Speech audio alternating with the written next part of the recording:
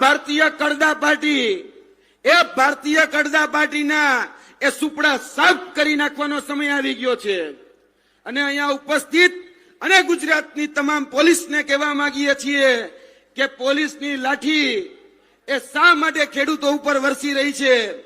આ કાયદાની લાઠી હોવી જોઈએ, આ કમલમમાંથી લાઠી ઉપરથી ન હોવી જોઈએ. કારણ કે આજની જે લાઠી છે એ ભેદભાવ કરી રહી છે. આજની લાઠી એ ખેડૂતો ઉપર દમન કરે છે. એ લાઠી ક્યારેય ભારતીય જનતા પાર્ટી ઉપર દમન નથી કરતી. આ જે લાઠી છે એ ગુજરાતના યુવાનો ઉપર, ગુજરાતના પીડિતો ઉપર એ લાઠી સમસમ વાગે છે. અને ભારતીય જનતા પાર્ટીનો જે ખેડૂત આજે પોતાનો હક, અધિકાર કે ન્યાયની વાત કરે કે કડદા વિરુદ્ધની વાત કરે તો એ લાઠી ત્યાં ઉપડે છે.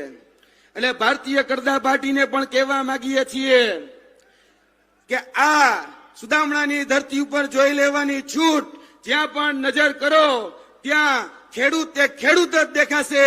એટલે યાદ કરી લેજો કે આ રેલી નથી, આ રેલો છે.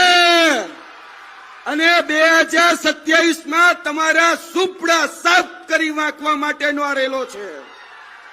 2027માં આ સુપડા સાફ કરી નાખવાના છે. આ પાંચાલની ભૂમિ ઉપરથી તમને કહેવા માટે આવ્યા છીએ.